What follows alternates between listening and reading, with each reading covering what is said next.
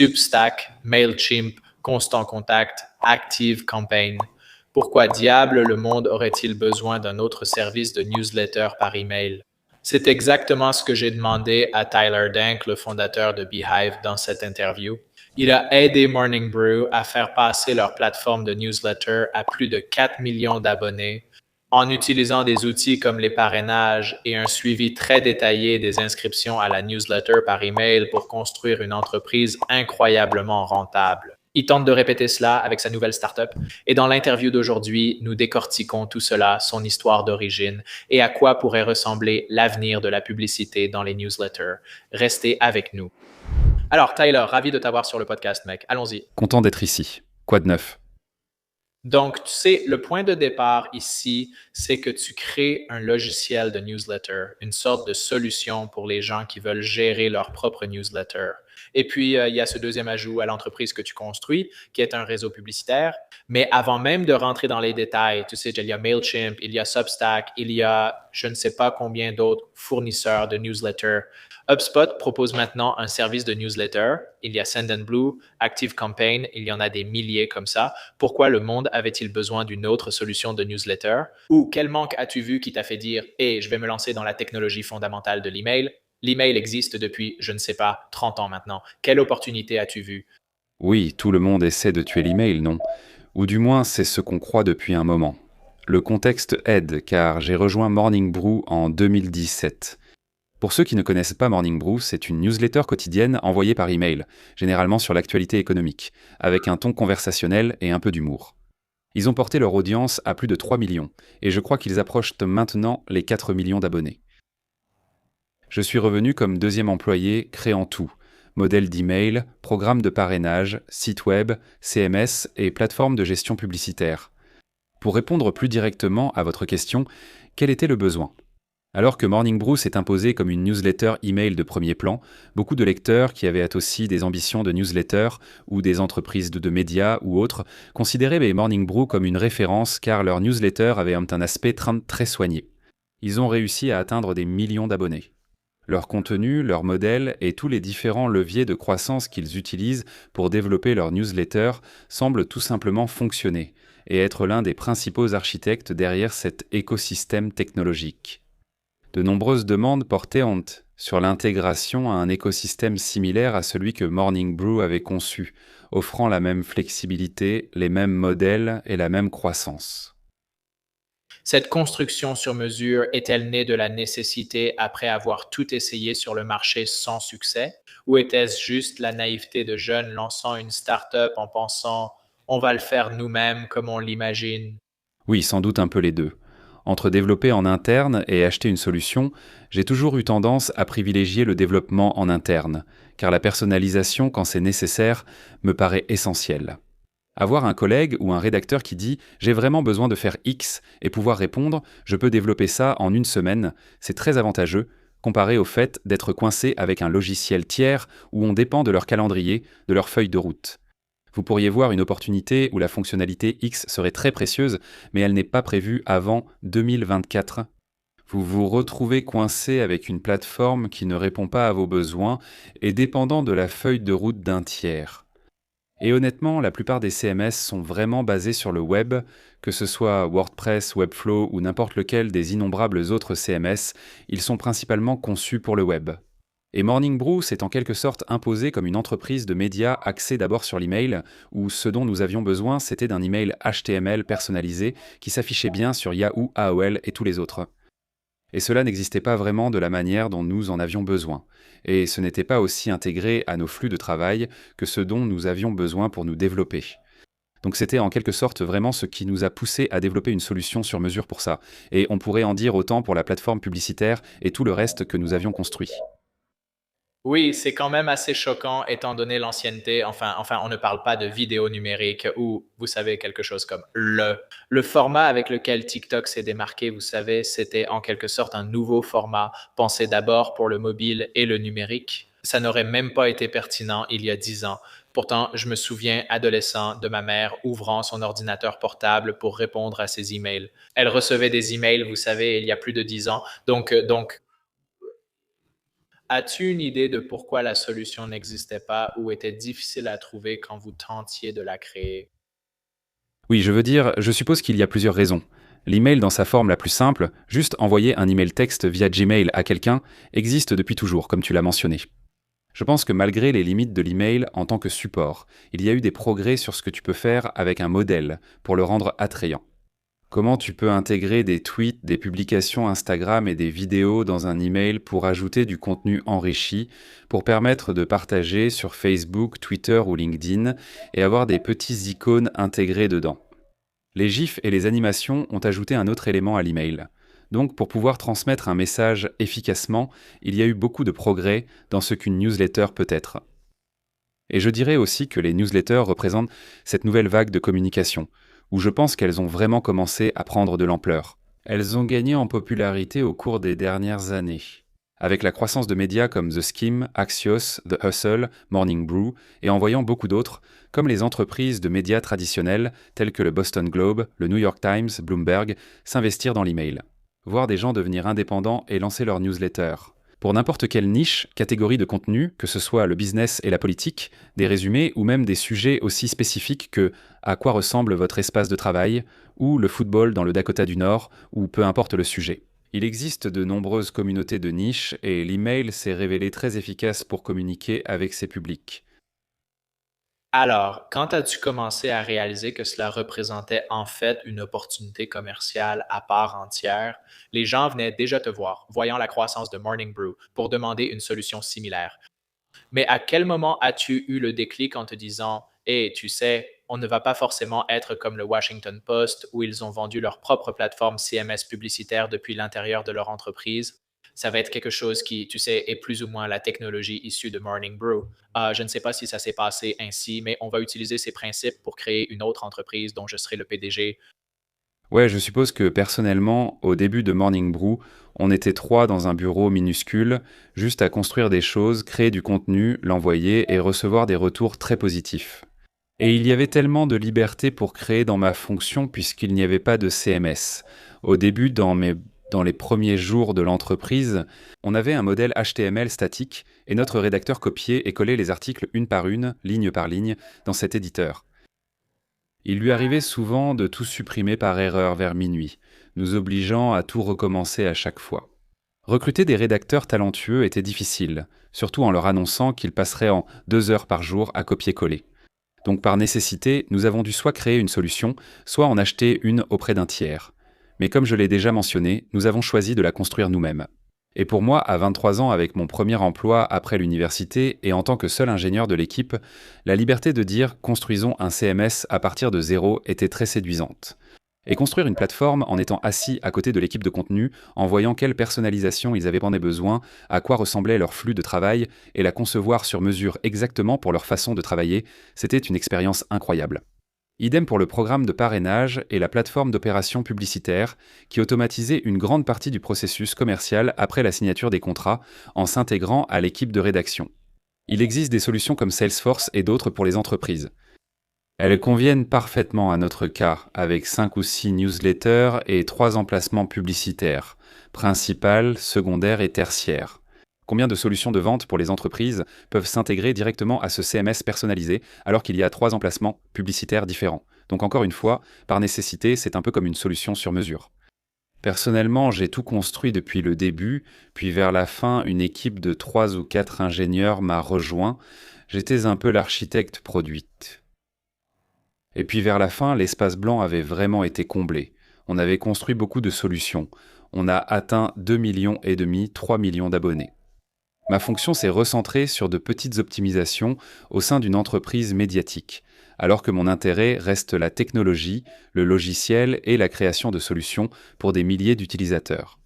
C'est à ce moment qu'il y a eu un décalage personnel dans ce rôle, ce qui m'a poussé à quitter l'entreprise. Aussi, Ça aide aussi que lorsque l'entreprise est rachetée pour 70 ou 75 millions de dollars en liquide et que tu faisais partie des premiers employés, tu as probablement eu un peu de marge de manœuvre pour faire des choix de vie différents. petite anecdote, je suis parti 2 semaines avant l'annonce de l'acquisition sans savoir que cela allait arriver. Donc ça, c'était déjà... Ça n'aurait pas été ma prédiction. Ouais, j'étais déjà dans ma première ou deuxième semaine chez Google, où j'ai passé environ 2 mois, une parenthèse totale et une expérience assez drôle. J'étais déjà chez Google quand j'ai appris un mercredi que Morning Brew avait été racheté juste 2 mois après mon départ.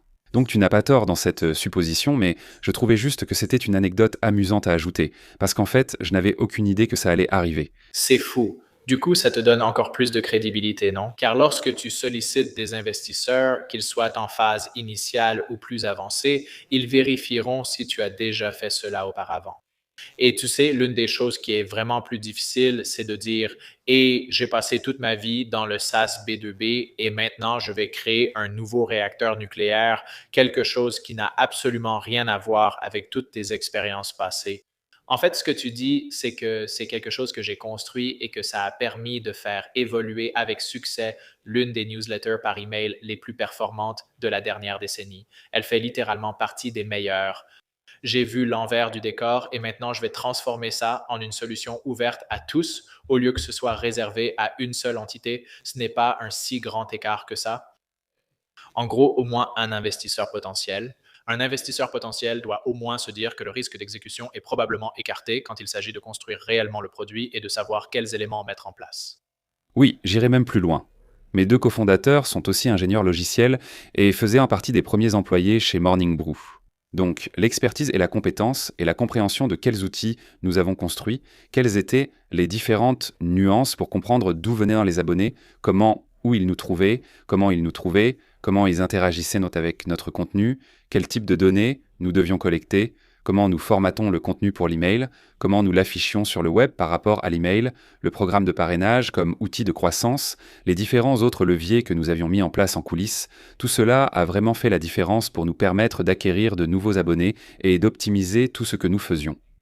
Je pense, enfin, il y a probablement un énorme fossé entre les amateurs qui envoient une newsletter de temps en temps et qui veulent juste transmettre un message à un petit public et ceux qui sont des utilisateurs plus avancés. Vraiment. Essayez de faire évoluer une newsletter en un actif monétisable important, voire en une entreprise, et comprendre que très peu de newsletters, je pense, ont atteint plus de 3 millions d'abonnés. Présent depuis le début, avec une équipe de cofondateurs ayant aussi contribué à la création de ces outils. Je pense qu'en termes d'exécution et de compétences, nous avons une perspective très unique, qui diffère d'abord de celle de beaucoup de nos concurrents et ensuite tout simplement. Nous avions de l'expérience avec de nombreux logiciels d'email différents et nous avons travaillé côte à côte avec des rédacteurs, des créateurs et des équipes de vente très talentueux.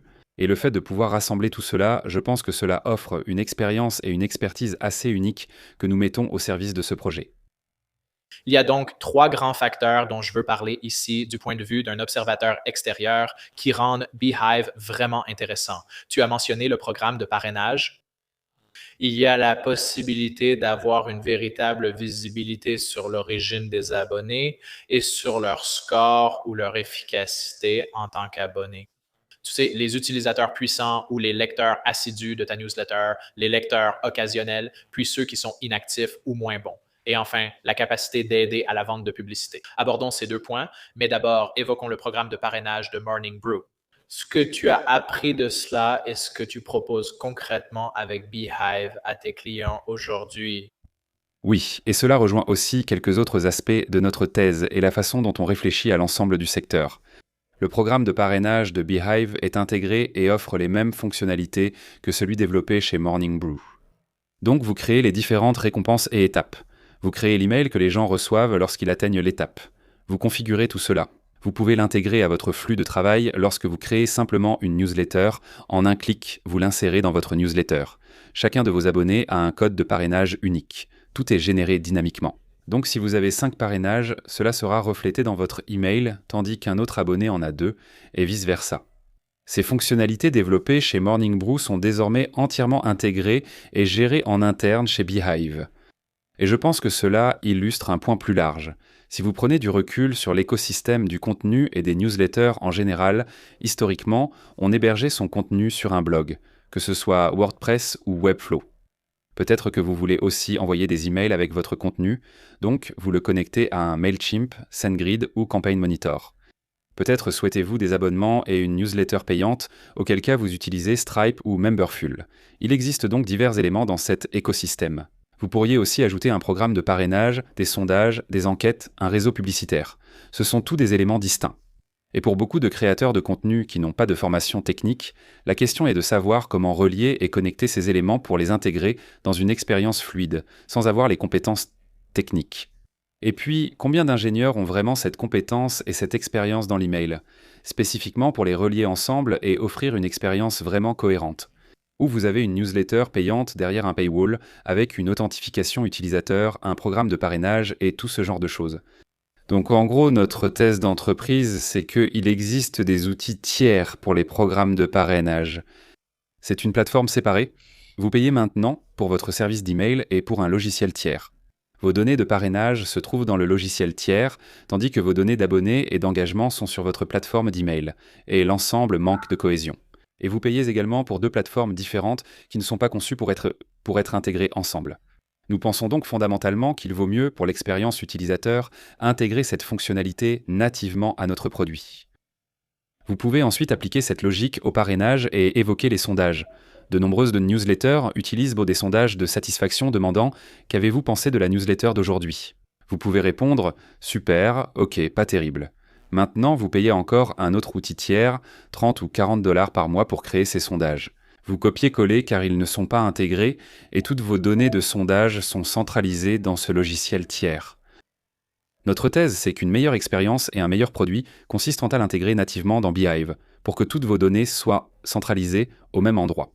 La solution est entièrement intégrée verticalement et fonctionne de façon beaucoup plus fluide, tant pour l'utilisateur final que pour le lecteur. Et je pense que ce sont plus des fonctionnalités que des produits autonomes.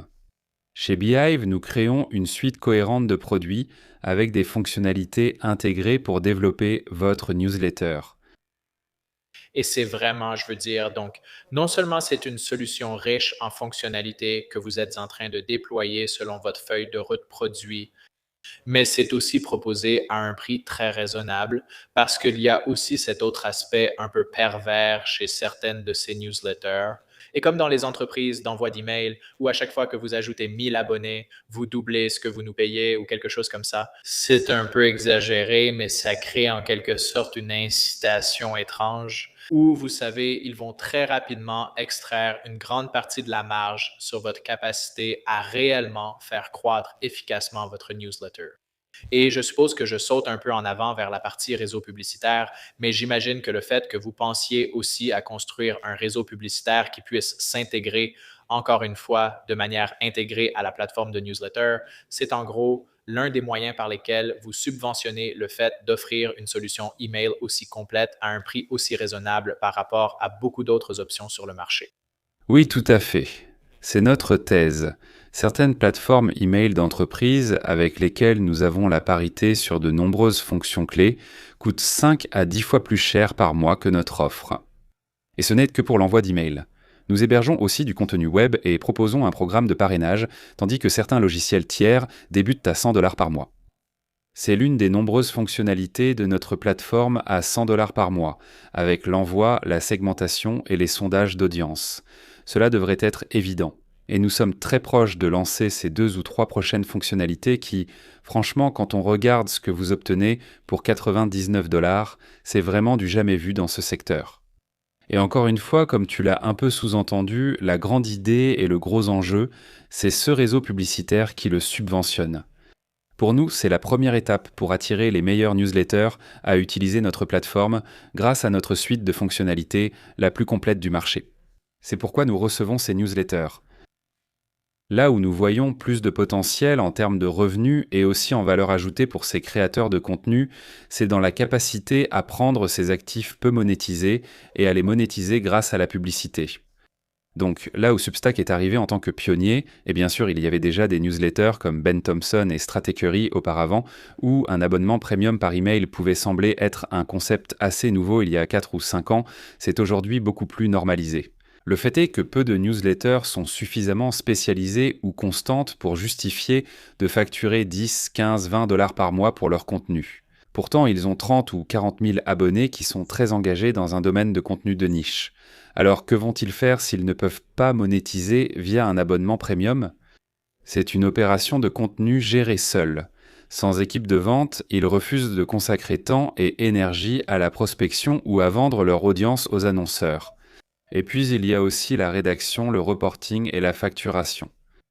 Donc si nous pouvons automatiser tout ce processus pour eux et dire « tu écris à 50 000 personnes 3 fois par semaine à propos du sport ».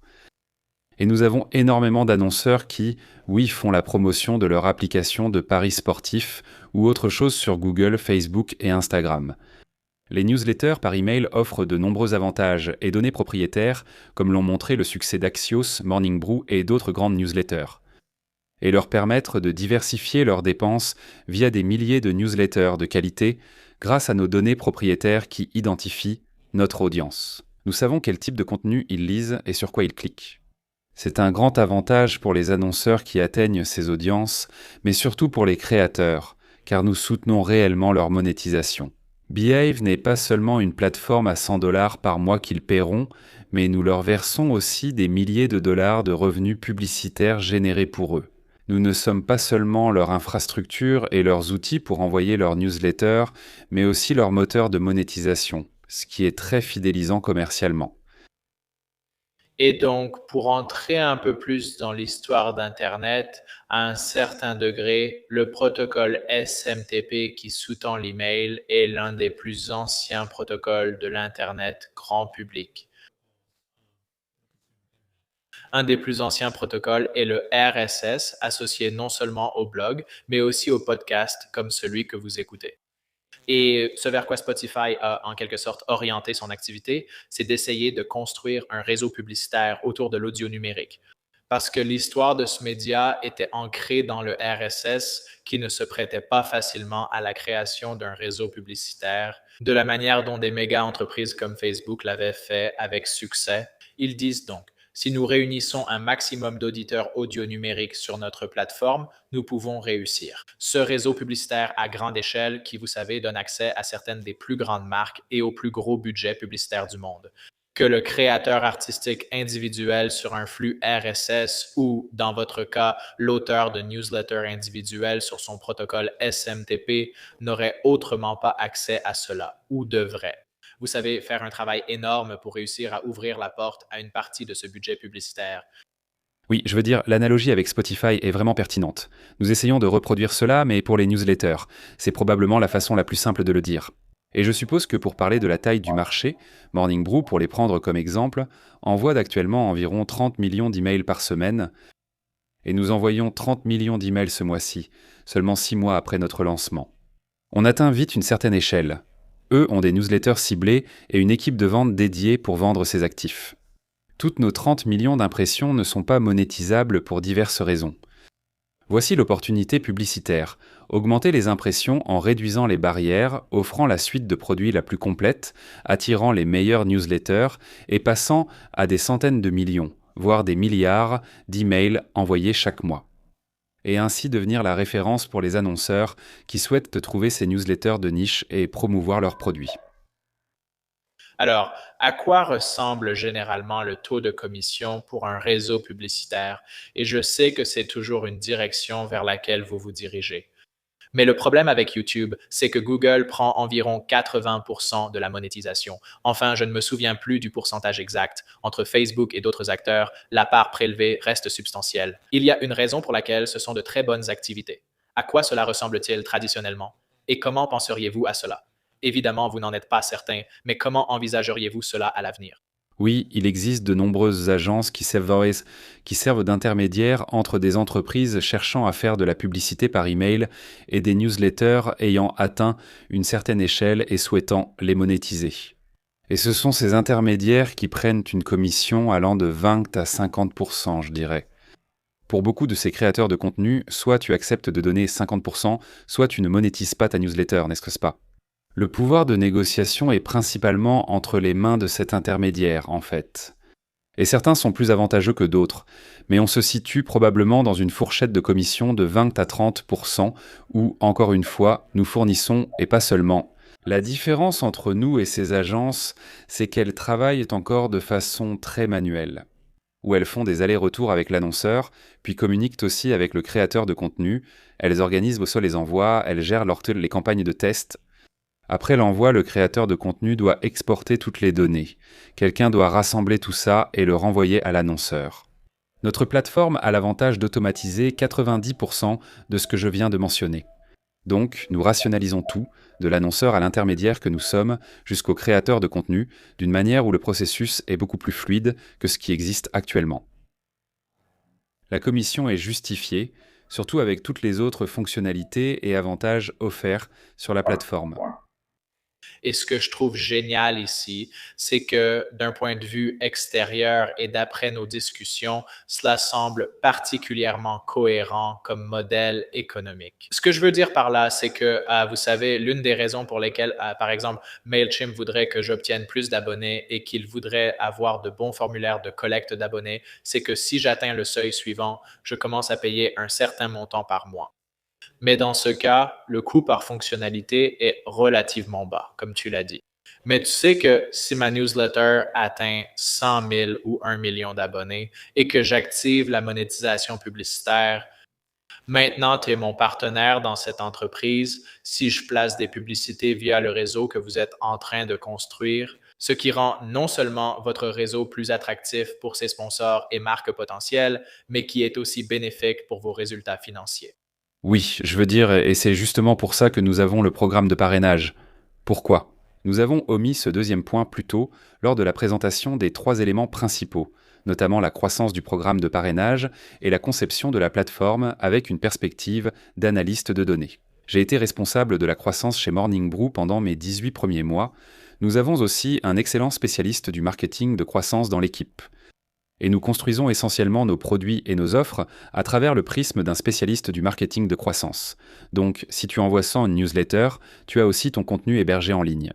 Peut-être souhaites-tu que seuls les abonnés à ta newsletter puissent la lire. Qu'il s'agisse d'un pop-up ou d'un accès conditionné à une adresse email, ce n'est pas juste un paywall, c'est aussi une méthode pour inciter à l'inscription à ta newsletter. Des fonctionnalités évidentes que nous allons lancer dans les 3 à 4 prochaines semaines, où nous faisons tout notre possible pour aider ces créateurs de contenu à développer leur audience. Parce qu'encore une fois, les incitations sont totalement alignées.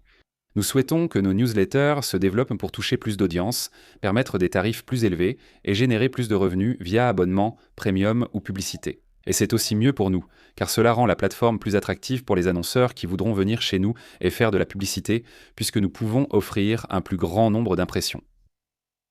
Expliquez-nous plus concrètement la mise en œuvre de ces tests pour créer les newsletters que vous avez expérimentés chez Morning Brew et que vous facilitez aujourd'hui avec Beehive. Que ce soit, vous savez, des publicités Facebook ou des publicités TikTok ou, vous savez, la petite tablette qui se trouve à l'arrière d'un Uber quelque part.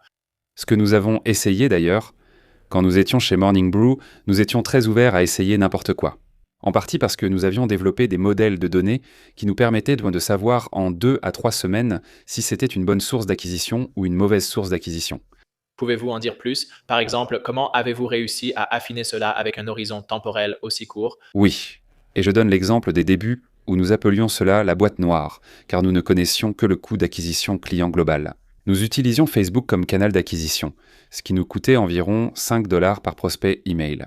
Ensuite, nous allions sur un site de co-inscription douteux qui nous promettait des inscriptions et des emails à 25 centimes. Et pour le même prix, 5 $, on obtenait quoi? 20 abonnés, c'était évident. C'était tellement moins cher. Et pendant un certain temps, c'est comme ça qu'on fonctionnait. Tout ce qu'on savait, c'était l'acquisition de clients en haut de l'entonnoir. Et on se disait que c'était évident d'investir dans l'acquisition à 25 centimes plutôt qu'à 5 $. Et ce qu'on n'avait pas réalisé, et il nous a fallu bien 2 ans pour développer tous les outils et les analyses nécessaires pour le comprendre, c'est qu'il y a une énorme différence dans la qualité des abonnés provenant de ces 2 canaux différents. Nous avons ainsi créé l'indicateur d'abonnés de haute qualité et travaillions alors 6 jours par semaine du lundi au samedi. Et nous avons considéré comme de haute qualité toute personne qui ouvrait plus de 50% de ses 12 premiers envois. Donc vous pouvez faire un calcul où, par exemple, pour Facebook, 50% de nos abonnés provenant de Facebook étaient de haute qualité, alors que pour la co-inscription que nous obtenions pour 25 centimes, peut-être que seulement 3% étaient de haute qualité. Et là, je vais perdre le fil. Je ne veux pas me ridiculiser à faire ces calculs de tête. Mais quand vous faites vraiment le calcul, quand vous normalisez et faites le calcul de combien ça coûte d'acquérir un abonné de haute qualité, les 5 $, enfin ce n'est pas 5 $ dans cet exemple, c'est 10 $ parce que 50% d'entre eux sont de haute qualité à 5 $. En fait, 10 dollars par abonné de haute qualité, c'est moins cher que le coût par abonné de haute qualité obtenu à partir d'un coût brut de 25 centimes. Et donc c'est juste un exemple très précis et technique d'un modèle mental que nous avons créé pour cela. Et vous pouvez appliquer cela à n'importe quel canal d'acquisition. Nous avions seulement besoin de 2 semaines de données pour voir combien étaient dents de haute qualité. Et une fois que vous normalisez cela, nous pouvons dire oui, nous pourrions sponsoriser l'iPad à l'arrière d'un Uber. Le contrat prévoyait que sous 2 à 3 semaines, nous pouvions rompre tout engagement à long terme. Nous avons aussi constaté immédiatement que 60% étaient de haute qualité. Investissons davantage dans cette source d'acquisition. À l'inverse, si personne n'y est assez de haute qualité, coupons-la pour limiter nos pertes rapidement. Après avoir eu la liberté et la flexibilité d'accéder à ces informations, nous avons accepté chaque campagne publicitaire et fait de la publicité dans le métro de New York. Quand vous essayez d'obtenir le Wi-Fi, ce que je ne savais même pas que ça existait, il y a en fait une fenêtre qui s'affiche avant d'avoir le Wi-Fi. Et nous avions la marque Morning Brew dessus. Nous avons aussi fait les iPads dans les Uber.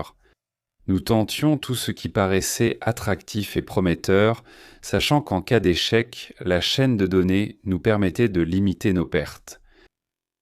Y a-t-il eu des canaux qui t'ont surpris? Peut-être que ce n'était qu'un feu de paille et qu'ils ont fini par disparaître, mais est-ce qu'il y a eu des canaux où tu t'es dit « Waouh, je ne savais pas ça ». Donc non, dans le sens où ce n'est pas surprenant, mais encore et encore, le canal d'acquisition le plus efficace pour nous, c'était les autres newsletters par email. Tout simplement parce que, logiquement, les personnes qui ouvrent fréquemment d'autres emails et cliquent sur des publicités dans d'autres newsletters seraient ensuite assez réceptives à une autre newsletter. Et ça, c'est aussi l'autre angle que j'apporte dans la perspective de toute cette construction au sein de Beehive. Non seulement je me suis assis à côté de notre équipe commerciale et j'ai vu le processus interne d'Inbound, à quoi cela ressemble. Pour vendre des publicités dans une newsletter, les intégrer dans la newsletter, la facturation et le reporting, mais nous avons aussi nous-mêmes acheté des milliers de publicités dans d'autres newsletters par email. Donc je connais tout le processus d'aller-retour, les CPM, l'attente des résultats et tous les points de friction qui existent. J'ai donc vu les deux côtés de manière assez détaillée. Donc, pour être honnête, ce qui m'a finalement, je ne sais pas si c'est comme ça que je suis tombé sur Beehive ou si c'est ce qui a vraiment mis votre entreprise en avant, c'est que je suis devenu abonné à Milk Road. J'allais mal le dire car venant de Pittsburgh, je prononce milk comme mulk. Mais Milk Road a vraiment explosé en popularité. Ils se sont développés sur Beehive et semblent vraiment mettre en avant un certain nombre de fonctionnalités, au moins en tant que consommateur, que vous mettez à disposition avec le programme de parrainage, avec le système de notation pour la newsletter de façon régulière, avec les publicités qui y sont placées. Pouvez-vous parler soit spécifiquement de travailler avec Sean et Ben et de lancer ce projet en particulier, soit plus généralement de ce que cela signifie d'avoir ces utilisateurs phares sur une plateforme pour l'aider à prendre de l'élan et à gagner en notoriété? Oui, donc Milk Road occupe une place particulière dans mon cœur parce qu'il représente pour nous une véritable success story locale. Ben est venu nous voir en janvier cette année. Il n'avait aucun contenu, aucun email, ni même le domaine Milk Road. Je crois qu'ils ont en fait commencé avec milkroad.xyz, puis sont passés à milkroad.com et n'avaient pratiquement rien. Ils sont venus nous voir, on a même configuré le DNS avec eux. Ils bénéficient évidemment de l'audience de Sean, du podcast et de tout le reste, mais les voir passer de 0 à plus de 100 000 en 4 mois. Et utiliser notre technologie, notre infrastructure. Notre programme de parrainage, dont je ne donnerai pas le chiffre exact, mais qui a contribué à une grande partie de leur croissance grâce au programme de parrainage. C'est vraiment, oui, c'est incroyable à voir. Et je pense aussi qu'il faut se concentrer en particulier sur leur programme de parrainage. De nombreuses personnes suivent The Morning Brew et d'autres programmes de parrainage de newsletters offrant diverses récompenses comme des mugs ou des t-shirts. Et j'adore l'étude de cas de Milk Road où il n'y a qu'une seule récompense pour un parrainage et c'est juste un PDF sur les marchés crypto. Tellement simple. Cela correspond directement à la thèse principale de ce que représente Milk Road et à ce que leur audience recherche en s'abonnant pour obtenir ce type d'informations. Ils n'ont pas compliqué les choses avec 5 ou 6 récompenses différentes. J'ai toujours trouvé cela être un cas intéressant. Mais oui, ils ont eu un grand succès sur la plateforme. Et pour revenir à ce que tu disais sur l'importance d'avoir ces publications phares, c'est la nature même de notre produit. Nous créons des outils et une infrastructure axée sur le consommateur afin que les créateurs de contenu puissent mettre en avant ces capacités auprès de leur public. Et par là, je veux dire un autre exemple. Liquidité, le compte de Meme, a sa newsletter ExecSum. Ils étaient auparavant sur une autre plateforme d'email, avec un modèle très basique. Ils sont passés à Beehive à la fin de l'année dernière. Le modèle est nettement meilleur. Ils ont un programme de parrainage intégré nativement. Leur contenu est hébergé sur une page web beaucoup plus épurée, avec toutes ses optimisations pour la lecture du contenu et la collecte d'abonnés. L'ensemble du processus est beaucoup plus fluide que ce à quoi ces plus de 100 000 abonnés étaient habitués auparavant. Donc, notre produit est présenté en temps réel à ces très larges audiences. Et cela continuera de s'amplifier avec le lancement de quelques fonctionnalités à venir, qui sont encore comme les sondages, les enquêtes et tout le reste que j'ai mentionné plus tôt. Ces éléments seront intégrés dans ces modèles, permettant aux lecteurs occasionnels d'interagir avec eux. Et s'ils ont une quelconque compétence avec les newsletters ou quoi que ce soit d'autre, ils se demanderont probablement naturellement comment utilisent-ils ces programmes de parrainage, ce modèle, les sondages et tout le reste. Nous ajoutons un appel à l'action dans le pied de page pour s'inscrire à Beehive. Compris. Donc, l'une des dernières questions, et on pourra bientôt conclure, il y a donc des sociétés de services financiers qui ont en quelque sorte deux modèles différents. L'un d'eux consiste à vouloir créer, vous savez, différentes pratiques de conseillers ou de gestionnaires de patrimoine à partir de zéro dès le premier jour. Pour d'autres, il s'agit du transfert d'actifs. Vous créez un portefeuille de clients, venez sur notre plateforme et nous versons une belle commission pour ce transfert. Donc, d'un point de vue croissance, comment abordez-vous cela? Comme vous l'avez dit, votre équipe a un excellent spécialiste de la croissance. En pensant à l'accent mis sur les nouvelles newsletters, aux personnes qui débutent, vous savez, qui s'intègrent avec nous dès le départ, en voyant le succès d'une entreprise comme Milk Road et en voulant poursuivre leur propre voie, au lieu de simplement dire « Hey, tu es sur Substack, hey, tu es sur tel ou tel autre fournisseur », venez nous découvrir, nous sommes plus abordables, nous allons avoir le réseau publicitaire, nous allons proposer d'autres fonctionnalités que vous ne trouverez pas ailleurs. Oui, bien sûr. Pour la stratégie de croissance, il existe une réelle opportunité de créer de nouvelles newsletters dans l'écosystème. Et je regarde les youtubeurs ou les personnes très connues sur TikTok, Twitter et Instagram, et je me dis, en ce moment, comme tu l'as mentionné plus tôt, YouTube prend une énorme part des revenus publicitaires. Et tu es en quelque sorte dépendant des algorithmes de TikTok, YouTube et tout le reste.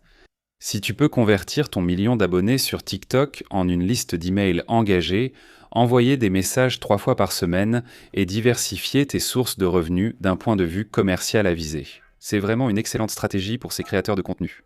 Plusieurs créateurs de contenu ont quitté YouTube ou les podcasts pour lancer une nouvelle newsletter auprès de leur audience déjà présente sur d'autres plateformes. Cela dit, le chemin le plus simple consiste clairement à prendre des newsletters qui existent déjà. Ils sont déjà dans la routine quotidienne ou hebdomadaire de création de ce contenu.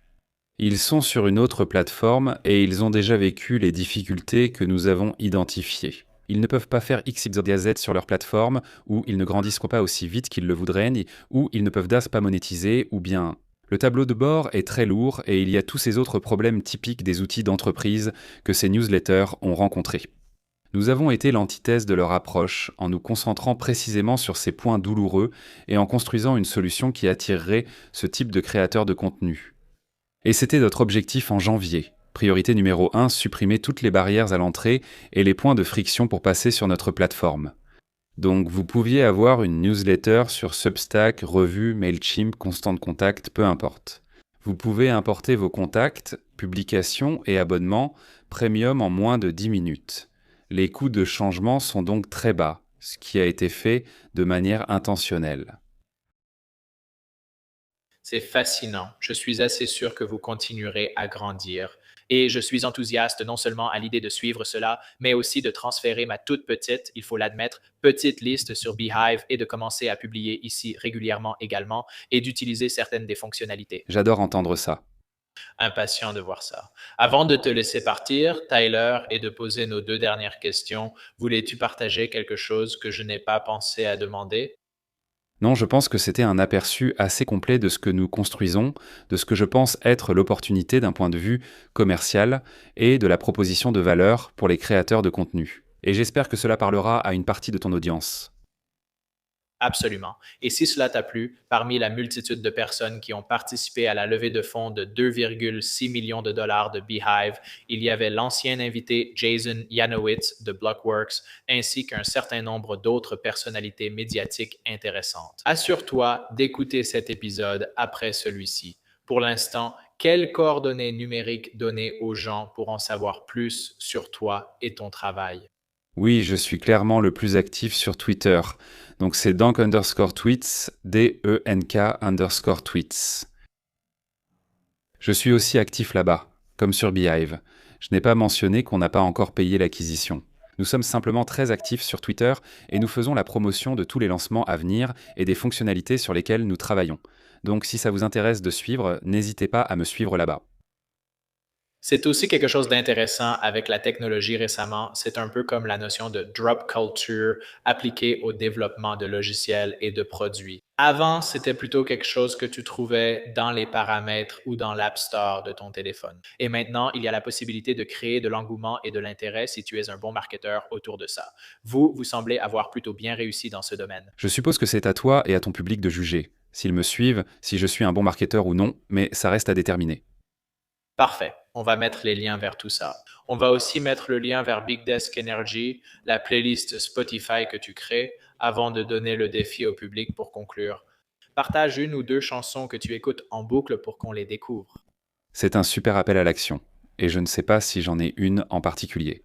Je m'assois et quand je fais un travail en profondeur, c'est un peu comme faire du A et R pour Big Desk Energy toute la journée.